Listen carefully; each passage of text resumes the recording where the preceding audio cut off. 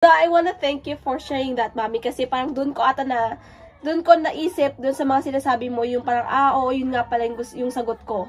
Aba. Galing pa sa...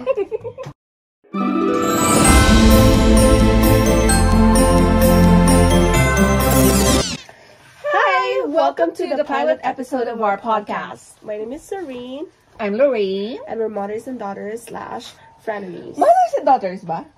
Anong dapat? Hindi ko alam eh. Yeah, welcome to the pilot episode of our podcast. And we have been thinking of doing this for the longest time. Ako talagang pangarap ko magka-podcast. And then surprisingly, when I found out that she also is planning to have one, sabi ko, let's collaborate. And iniisip ko parang if we will have to wait for the perfect time to have our complete equipment or perfect setup, feeling ko hindi natin masisimulan pag ganun. Alam mo yung procrastination, hindi natin talaga masisimulan. So, sabi namin, let's just jump right into it, make it as like a Christmas project. Nang kahit ganito lang, as authentic, as raw as possible, and as natural as possible. So here we are. Yeah. That's what we're doing right now. Okay. Yeah, and I also thought that you would be excited kasi si Mami ay dati siyang DJ sa Star FM. Okay. Like a few decades ago. Yeah. Yeah, so medyo reminiscing ng konti, and I've always mentioned na parang yung being a disc jockey, if it pays well, I don't know how much they pay nowadays, but if they pay well, that could be the most fun most fun job that one can have. It's so fun. It's my most favorite role today. Before I met Elite Empire, syempre. Pero it's the most fun job. Doon ka talaga naranasan sa pagiging DJ yung lahat ng kalokohan. Tapos hanggang ngayon, pag naalala ko siya na mag-isa ko, I would still laugh talaga about the memories. So talagang timeless yung memories doon. So to be able to do this, thank God may podcast na ngayon, di ba? To be able to do this and do this with my daughter is a dream come true. And a trip down memory lane. Yeah, but so we have our personal goals, but also our goal as a mother and daughter sa pag-hold namin ng podcast. As of now, we don't have a name yet na established. Yeah. It's still in the making. But we have a lot of ideas, including people, and different topics to help us. But why don't you share, Mommy, what has inspired you to do this podcast? Do you wanna go first? I'm still thinking about it. Pero ano yung reason mo why you personally would like to have a podcast? Yeah. Well, for the first thing, I want to do something with Mom. That's sweet. Because whenever we talk about something, parang naalala mo, parang gustong-gusto natin na sana, parang how we wish na, sana na-record natin itong mga bagay ito. Because when Mom and I talk about things, especially before, nung magkasama kami ni Mami sa Manila, we would talk about a lot of things, and then mag-branch out na lang siya. And it's like they're sensible stuff. Yeah, very my favorite things. Noteworthy, no? Yeah. Tama. And, sayang hindi natin na-record yung lahat ng mga yan because that would be for our posterity sana. Pero, okay, so you wanted to do this, aside from doing, an activity with me, you mentioned about doing it for family history. Oh, yeah. Well, that's my personal goal on the side, and that's outside, this podcast. But okay. I wanted to have, conversations with people that are close to me, and wanted to get to know them better. It doesn't have to be, lengthy, but maybe I can give them a question, and then they would answer. It's just an open question, and something to get to know them better, because I realized, especially when I was away, that I do not know people. I don't know the stories that I want to pass on to my future generation. So it is my goal to write and have a record of these stories. That's very nice. That's very nice. So we haven't really talked about this, but we plan to upload this on Spotify, so we could eventually monetize it, or have like an official channel, official Spotify account, and then. But first, feeling ko i-upload natin to sa YouTube account ko muna, sa YouTube channel ko muna. Then you can copy it when you have your own platform. So that's what we're planning to do. Pero nothing like parang hindi technical masyado talaga. So we just want to do this for fun. Ang galing, napaka-deep naman ng reason mo that you want to do it for family history and to, to discover people, to get to know people better. Ako naman, personally, I've always wanted to do a podcast just so I can regulate my emotions, as shallow as that. Ganun kababaw. So I can regulate, because I am an introvert by default. Super mahihain ako. Pero when I get to know people, it takes time before I open up. Pero gusto ko yung nakikipag-usap na tao and to learn from people. And I have listed a lot of people, like resource people, have them in mind, that I want to interview. I love interviewing people. So, for example, parang top of my head, yung mga Ruizes. We have a couple friends. Their names are Bishop Rambo Ruiz, and Joanne Ruiz, whom I have always looked up to. This couple, they don't confine themselves in one place. So what I do since I got married is to travel from one place, from one province to another, and just to explore the world. Talagang sila yung maximizing na talagang nabubuhay from one province to another. They parang talaga sila, nomads and travelers, and that's just how they live. So when I thought of having a podcast, I thought I have always wanted to interview Bishop Ram and Joanne Ruiz. Shout out. Baka naman pwede kayong ma-interview, because I want to learn about how you see life in general, and what have you learned so far from all your travels that you have made in the Philippines. Grabe, napaka naman ng mga kaibigan natin, napaka well lived. Talagang deep-rooted yung gusto nilang gawin, how to discover, how to define their own lives, and that's so interesting. So, yeah, just like you, I want to develop relationships, grow relationships by doing this podcast, and to also help my mental health condition, or to regulate my emotions. Yun lang. Yeah. So what we did is we prepared questions for each other. We do not know the questions, because we promised that will be very spontaneous and not practiced. So I got 2 questions for you, and then the third one is a common question that we'll both answer. Pero we haven't talked about sino yung nag-influence sa'yo sa podcasting. Sino yung mga influences? Tama ba yun? Oh, yeah. Influences mo. Sino yung mga inspirations? Yeah. Inspirations mo when it comes to like this platform. Yeah. So on top of my head, gusto ko magbigay ng shout-out. Shout-out na naman. A lot of shout-outs. Yeah, a lot will of be shout-out happening here. Yeah, mga inspo. First is Bea Fabregas. Okay. Siya yung una ko naisip dahil siya yung lately lang nalabanggit ko kay mommy. Sabi ko parang, I just learned that you're also following Bea Fabregas, but I also saw her comment na parang na she was amazed at her parang interviews lately. Oh, I love Kasi diba, Bea parang Fabregas. karoon siya ng recent interviews for Mufasa. And so, she's just an amazing person. As you said, she's vibrant. She's very vibrant. Yeah, parang full of very life eloquent. Talaga. Yeah, very parang wow, she's a genius. Parang ganun talaga. And also, she's an example of, being genuine in front of the camera, and raw talaga siyang tao. I love that she can be, as formal and professional, but also she can laugh as hard as she can. And that reminds me that I can do the same as well. Especially, me, hindi na ako mahirapan sa part na yan. Tumawa na malakas. But, yeah. So, also her relationship with her sisters. Kasi, diba, meron din siyang podcast, but with her sister. Tama.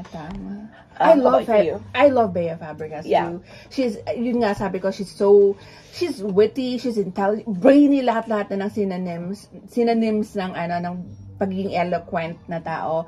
And I love how she's so fun without being too apologetic. She just doesn't apologize. Talagang nakakatawa yung ano nila, na yung sayaw nilang magkapatid. I love that. I love yung mga reels nila. Parang din sila simula na mas makilala. Pero locally, I think I have been influenced by Sab Magalona. Oh yeah. She's the first person, I think. Kasi di ba meron siyang podcast with her husband? Jim, yan. Sab and Jim. Bacaro. Wake Up with Sab and Jim. And I have been listening to it. At saka matagal na, decades na bata pa lang si Sab. We've always been fangirling kami ni Serene. Ewan ko who became a fan of Sab first. Was it me? Yes, me. First, nabanggit mo siguro. And grabe talagang, was it me? Yeah, kasi nung time na yun, nag-start ako mag-comment dun sa mga IG posts niya. And then, na-recognize ni Sab and Pia. So, mas naging fangirl ako. Up the point na one time kami ni Mommy after temple. So, upon walking sa street na yun where may cafe sila, Mom and I decided to check out if nandun si Sab because we saw on her IG na meron siyang sale that time. I think mga pre-love clothes. So, we wanted to check out. But we learned that she wasn't there. And so, we just decided to wait, hang out first. And then, until Mom wanted to order something. And so, we got this ice choco, which I love, of course. But, I cannot deny. And yung status namin at that time is pricey. Yeah, it can be pricey. Yeah, we were fangirling kay Sab. We dropped by sa cafe nila, pero wala kaming kapera-pera nun. But we did not just want to stay there and wait for her kasi parang wala rin siya nun, diba? Tapos umorder kami, tapos kami dalawa ni Sin parang, ang mahal. Ang mahal. Pero sobrang amazed kami sa lugar. But we enjoyed it. Alam mo, what I love about us, Serene, is, lalo na, let's just give them a quick family dynamics. Like history, so they know what's happening. So si Serene, kaya kami ganito ka-excited minsan din is, I have 2 kids. So Lance and Serene did not grow up with me.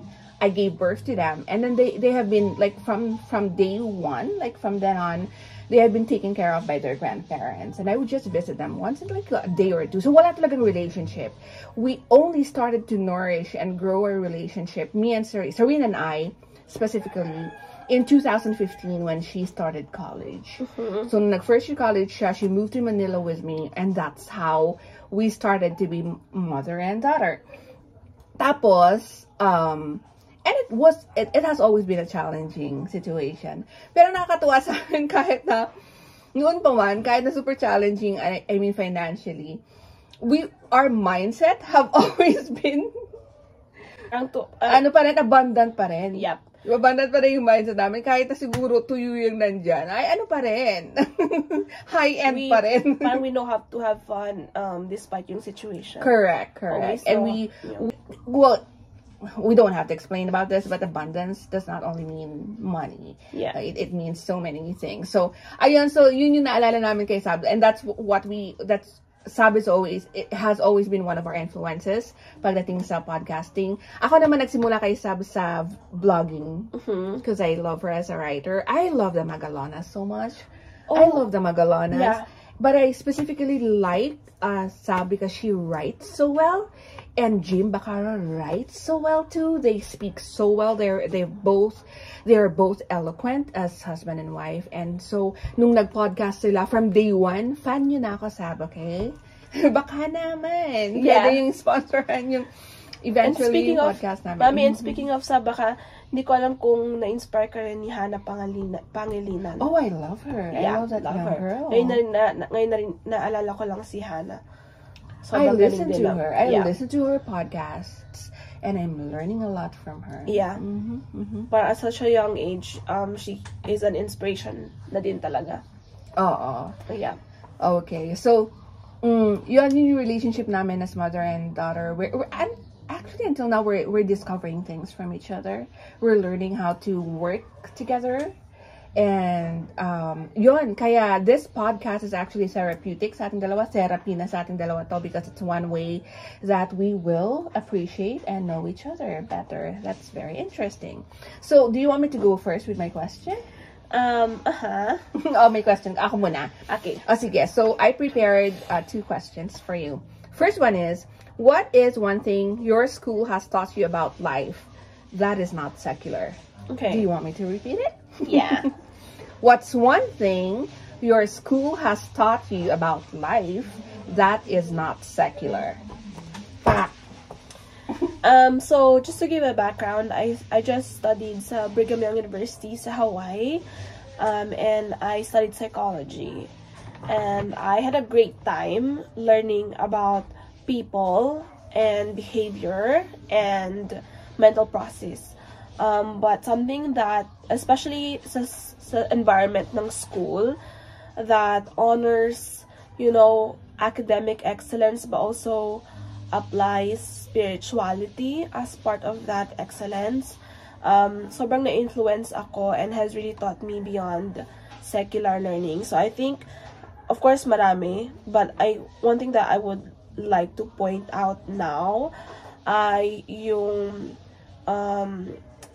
I'm not sure of the exact term, but if I would describe it, it has allowed me, so BYUH has allowed me to, I think, it has helped me to see and meet people where they are, and to know na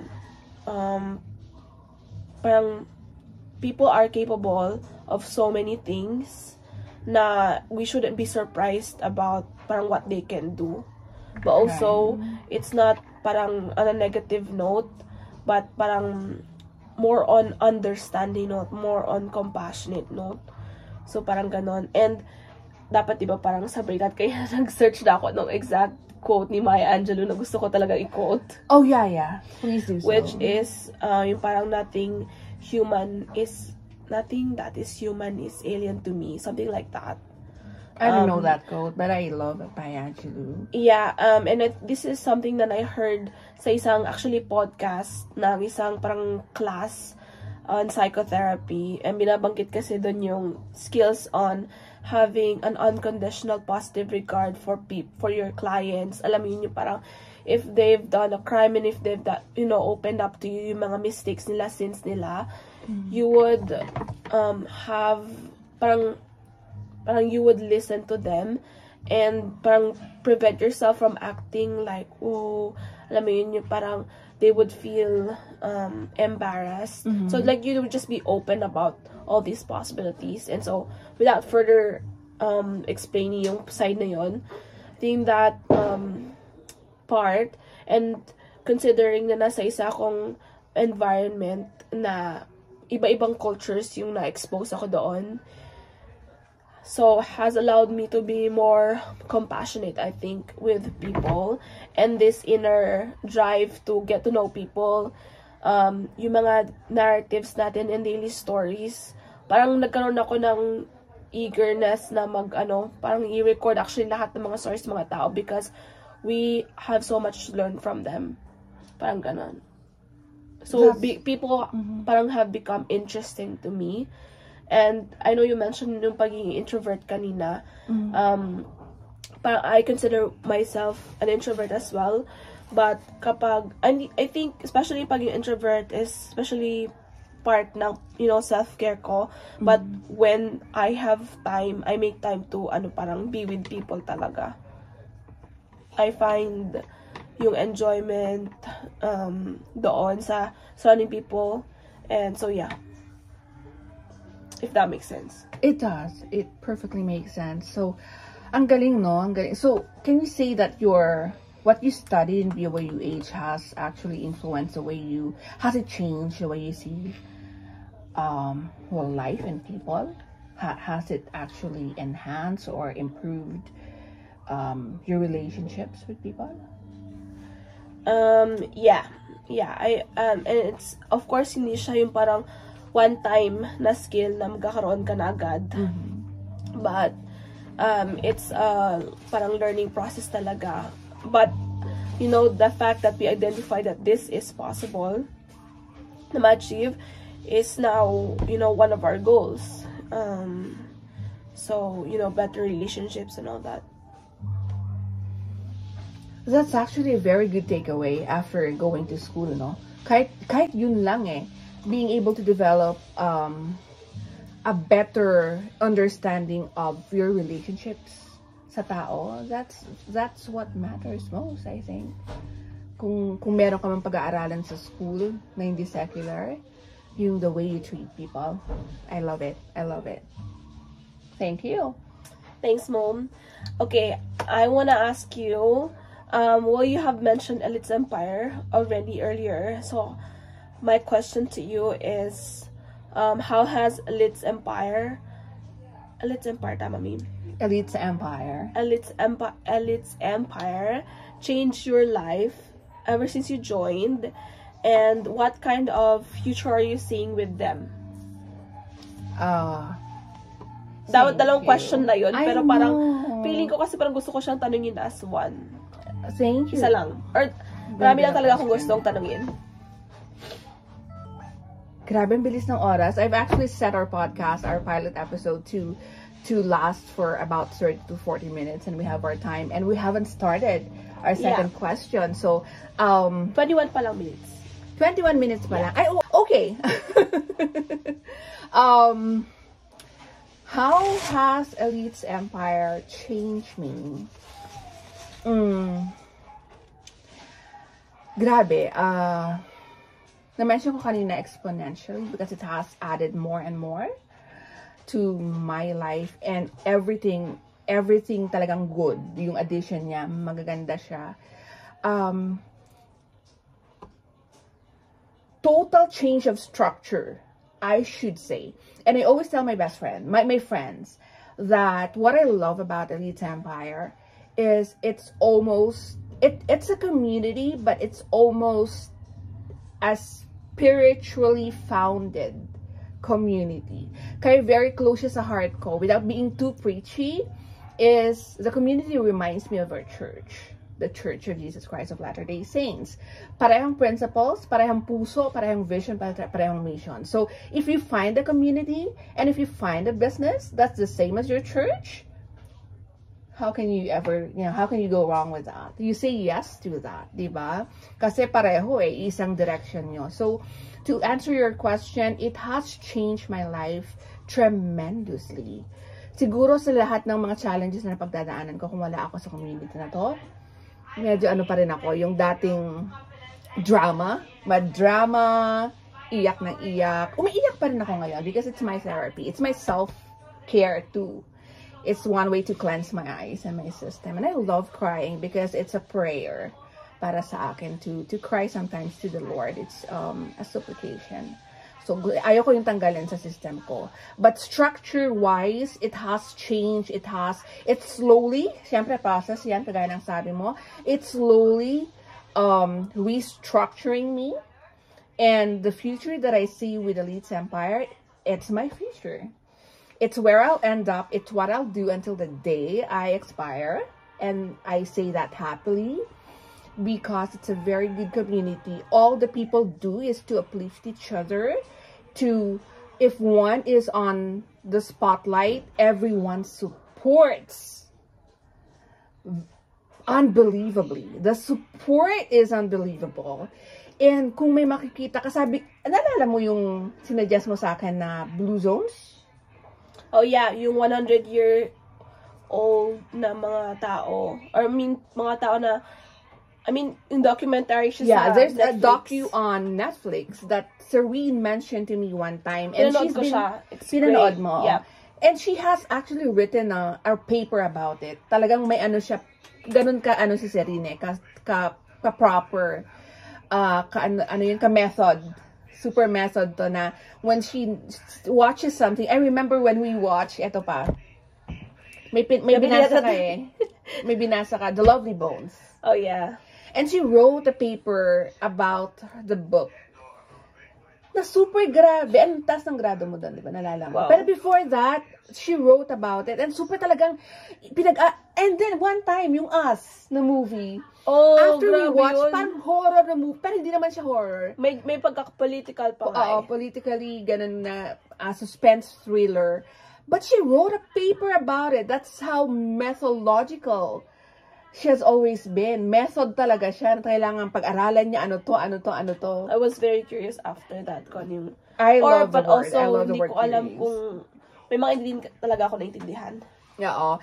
So, yun yung naalala ko nung she mentioned to me about Blue Zones 100 Years, something like that. Check it out on Netflix. Oo. Blue Zones yung title. It's a book. It's a docu that's adapted from a book about this famous author, of course, a well-known author and an influencer who has traveled to several countries to find out what makes parang residents or locals sa countries na yon, why they live so long to their hundreds. Lahat sila nabubuhay hanggang sa 100 years old. And he tried to study this, and one of the reasons why they live long is they have a tribe. Mm-hmm. They have a community. Yeah. And the tribe. After watching that, that somehow sticked sa akin. And nung nakilala kong Elite Empire, I said, I have found my tribe. That will be with me until I grow old. Diba? So that's how it changed my life. I found my community, and it's what I will be doing until the end of my days. And I have so many plans. Oh yeah, for 2025, I have so many plans. Actually, yung beginning with the end in mind. Yung end in mind ko is to go to Cebu and live there, grow my network in Cebu, because that's where Elite Empire's headquarters is. So I'll go there just to focus on the business and to grow it, because what's good about this business, I'm so sorry, I'm not trying to to be business wise here, pero what's good about it, kaya ko gustong pumunta sa Cebu is when you develop or you grow your team, ito yung business na pwede kong it can be passed on or pwede siyang inherited. Pwede kong ipasa, tama ba? Ipamana yun. Ipamana sa mga kids ko. And I don't have properties, but now that I've started this community, naisip ko na, I can grow this. I can grow this so I can enjoy it. I can personally enjoy it. And then eventually when I'm gone, my children can enjoy it. So that's what I love most about it. I'm sorry. No apologizing pala, no? Ang haba ng sagot ko. Pero yeah, it's great. I hope you got your answer. Yeah, I got my answer. Okay.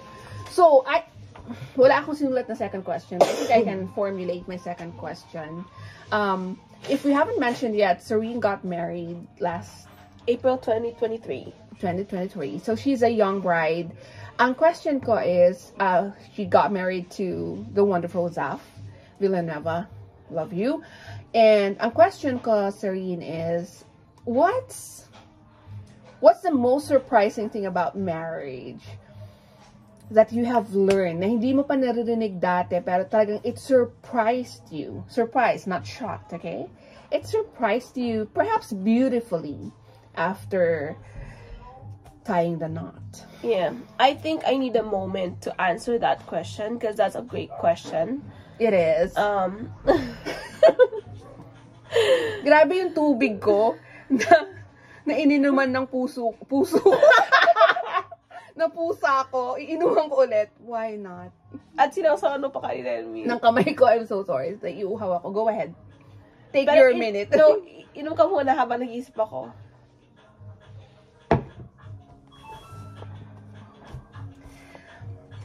Ang ganda kasi ang dami kong topics na naiisip na for our next episode.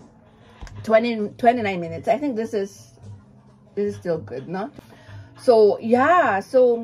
So while you're thinking, ang dami ko natututunan kina Serene na Zaf na being a young couple kasi they're not very conventional.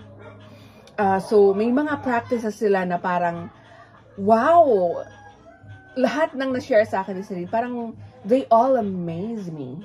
Thanks, Mom. Parang, wow, so that works for both of you? Wonderful. Wonderful. So, example, just the other day when we went out, and I noticed that they're not the kind of couples who would update each other.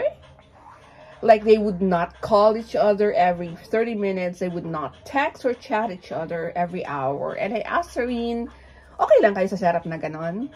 And she said yes. So, ang dami pa niyang shinare sa akin. But I realized it speaks so much about their love for each other, yung trust, and yung level of trust nila that they love each other so much that they don't need to check on each other. All the time. All the time. And kung ano yung kayang ibigay ng isa, it's lovingly welcomed by the other without being so nagging. Without nagging about it. And sabi ko, wow, I'm learning a lot from you guys. Ang ganda. Kasi, basta, natututo lang din ako sa own relationships ko. Friendships, relationships with my children. And, alam mo, come to think of it, parang ganun din kasi tayo. Kasi when she was studying in Hawaii, we would not really, hindi kami yung araw-araw tumawag ka ha. Mag-update ka araw-araw. Walang ganun. Wala talagang ganun. And Serene has been very open. Like, for example, Mom, I can't talk today. Oh, yeah. Drain yung social battery ko. Drain yung battery ko. Can we talk some other time? And yes, that works for us. So, ganun. Yeah. So, ang ganda lang ng ganun kasi, siguro nabanggit ko na to so many times sa mga taong ka-close ko na it comes from a place of love. Hindi siya nagagaling sa lack. Yung place of lack, diba? It's coming from a place of abundance that you have so much confidence that you're overflowing with confidence and love for your partner or for your family member na alam mo na kahit hindi nag-update yan, alam mo na pag may oras yan mag-update and everything is okay. Everything is well. I like that. So, have you thought of your answer? Yes. Kasi siguro, more than a minute na yan, no? No, I wanna thank you for sharing that, Mami. Kasi parang doon ko naisip, doon sa mga sinasabi mo, yung parang, oo, yun nga pala yung sagot ko.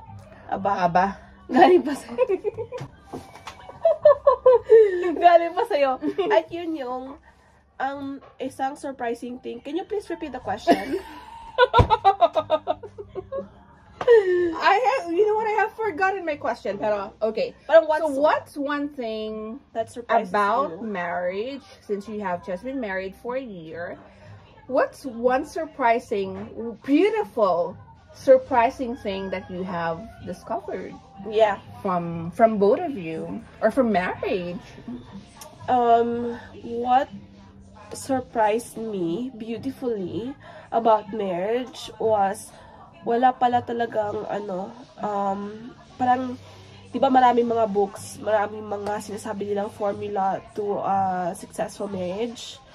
Pero, kapag sa inyo ng partner mo, parang ba siya sabihin? Wala talagang rules? Yeah, walang standards. Kung ano yung dapat yung gawin. So, parang sa akin, we had to figure out what works best for us. And then, eliminate yung mga comparisons. And I think, super prone namin nun, especially as starting couple, na parang, yung mga iba ginagawa nila to, o yung mga iba, example, nag-travel. So, yung mga ganon, parang, inalis namin yung mga expectations na yon, unrealistic expectations na yon sa isa't isa. And I think dun sa part na mention mo about updating each other, what helped us dun sa part na yun was, especially before coming home, Zaf and I already communicated our goals kapag dating namin sa Pinas. And also, I explained to him na I wanted us to set, parang, or magbigay ng time sa family, especially na naging away kami from our families for a long time. Pero yung communication, though I know na it's a very general rule, pero there's parang merong different varieties and dynamics sa communication na yun that works best for us. So, I think dun sa marriage namin, so eliminating yung comparison. And, of course, I'm learning a lot of things from other people, but I also have to think if ilalagay ko to sa relationship namin, would it work? And also, you're not afraid to experiment on it. So, we try to see if this would work, and then if it doesn't work, maybe we can set this aside, and maybe we can try again later. Pero ngayon, parang yun nga, parang we don't, you know, parang maging hard sa sarili namin sa ngayon. And kung ano man yung nag-work sa amin ngayon ni Zaf was from million times of forgiveness and a lot of trial and error. And I think actually gusto ko lang itong ma-share. Yung isa kasi pinaponder ko yung sabi nila yung pagiging roommates na daw. And sabi ko, parang nagkaroon ako ng fear na parang, wow, what if dumating na yung time, parang matagal na mag-asawa, so parang magiging roommates na lang. But I think one thing that I've learned so far is yung sinabi nga na parang love is an action. You have to, parang, I don't think magiging roommate situationship na lang kayo. Kung, example, yung mga small actions, so for example, if, like example, aalis yung asawa mo to work, and that can be just normal, you know, they can just leave, for example, and, you know, you would parang act on it, and, for example, tumayo ka and say goodbye, hug, kiss, or just say some encouraging words before they leave. Alam mo yung parang mga ganun mga small behaviors, parang nag-a-add up siya, and nagkakaroon siya ng malaki bagay sa sa marriage. Yun naman, Mami.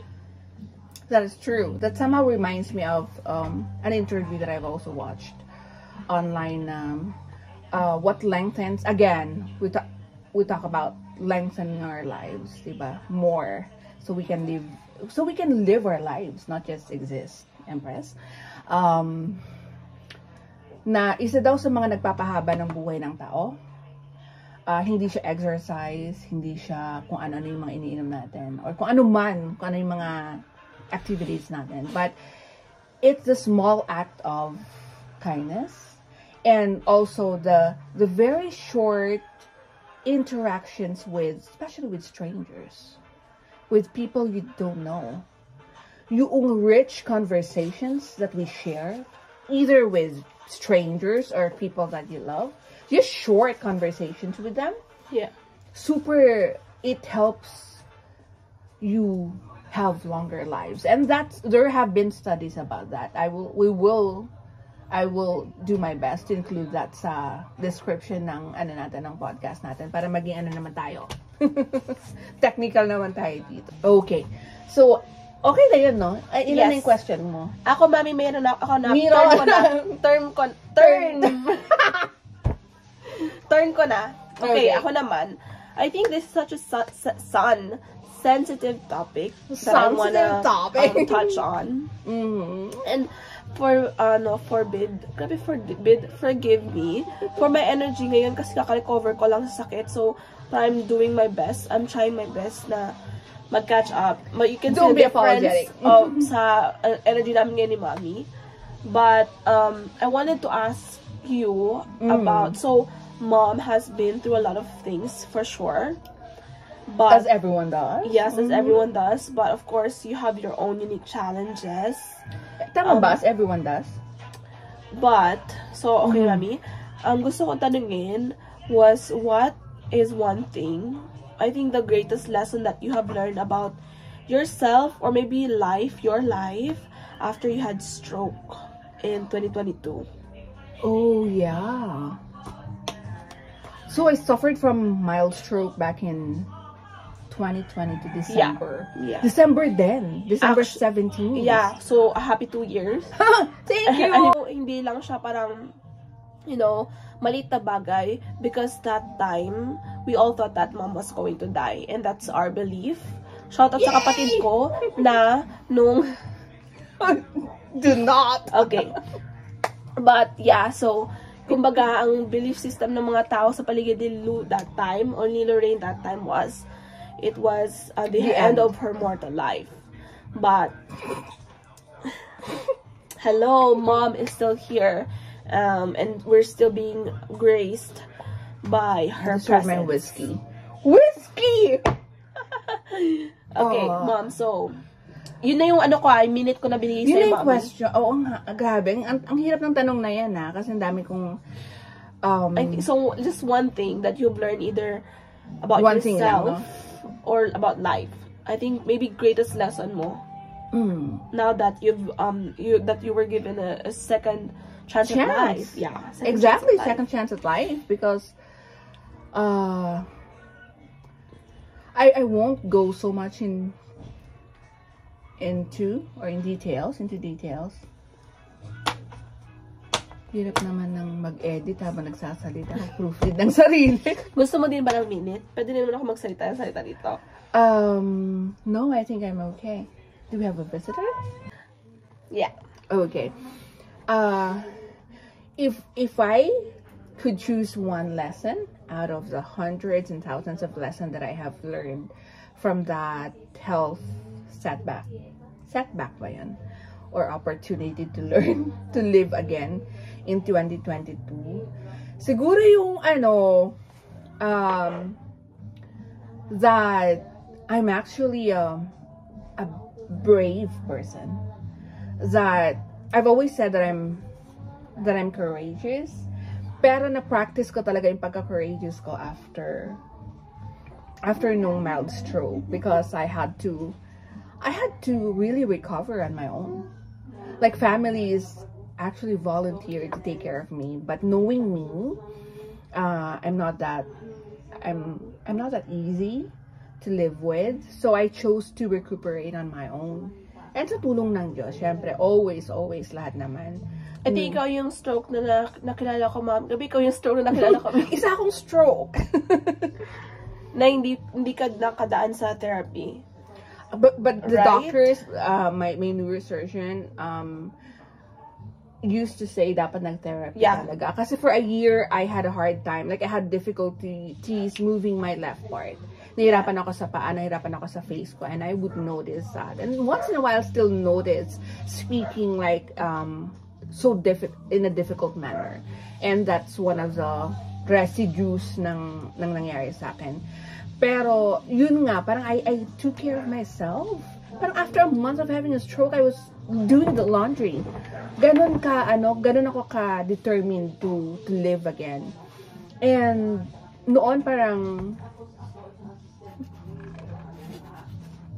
I said that when I retire, I'll just live in a small house and read my books and be with my cats. But after yung epoch na yun, sa buhay ko, yung time na yun sa buhay ko, I started to dream again. And feeling ko, ang na-learn ko is, I live so I can, I can really discover my purpose. I can really maximize my life. Kasi ngayon, nag-iba talaga yung mga dreams ko na parang I have started to dream big goals, big dreams again. And super lalaki ng mga goals na yon, like retiring in Ireland, buying this and that, buying a very, very humongous farm talaga. So I could rescue all the animals, the stray animals, and that's not impossible. Yeah. That's not impossible if you have the right avenue and right, alam mo yung system, platform, kung ano man yan, at may pera ka, may funds ka, you can do that. And you can only do that if you're alive. Yeah. What I learned is to be more purposeful as long as you're alive.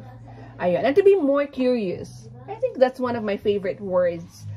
I think that's my word officially for 2024. Is to be curious. Kasi parang tayo, again, I don't mean to be too preachy about it, pero nasanay kasi tayo that people would tell us, follow your passion.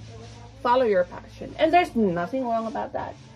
Pero, parang addicted yung mundo natin. Parang, I think the right term is to, parang people fetishizes. Alam mo yung fetish? May fetish mo. We fetishizes on passion. But we have to acknowledge that passion is not always there. Kumbaga yun yung pinaka,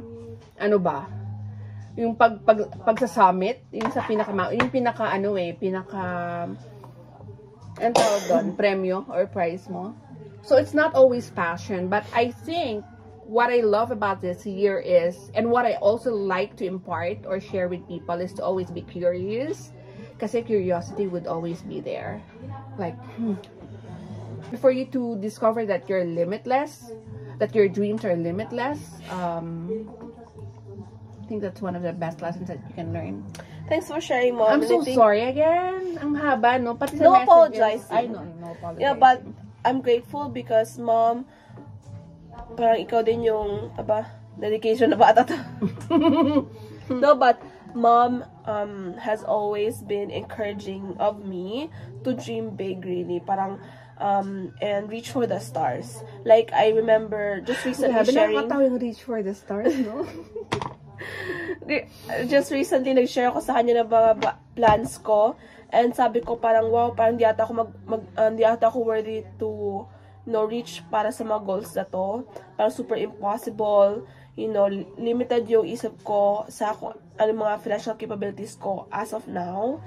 And kami ni Zaf, pareho kaming sobrang malaki mangarap. But Mom has very always... good. Yeah, but Mom reminded me to... Yeah, go for it. Go for it. So, yes, thank you for sharing that, Mom.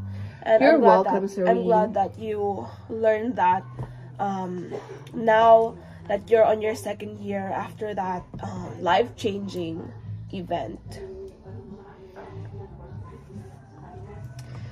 Wala na po kami masabi.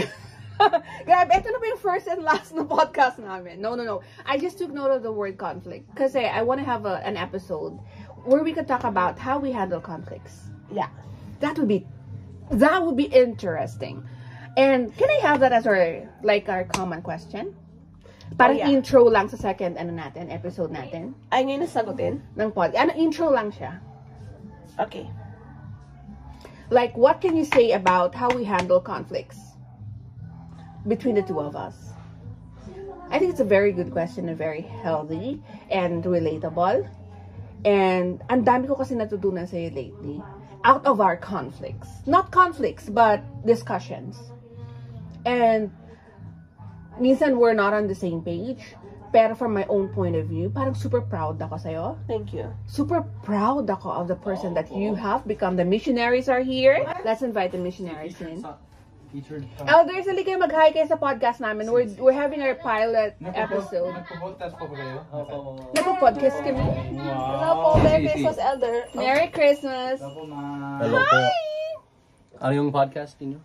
Ewan nga namin title. Wala pa kami title, but we're just discussing. Wow. Did you want to say hi? We'll tag your family. So professional. Oh. So professional. Elder Hello, good afternoon. Good afternoon. I can speak English, right? Yeah. Absolutely. Listen to these amazing ladies. They are smart. And We're not ladies. Thank you, Elder. Joke lang. Men?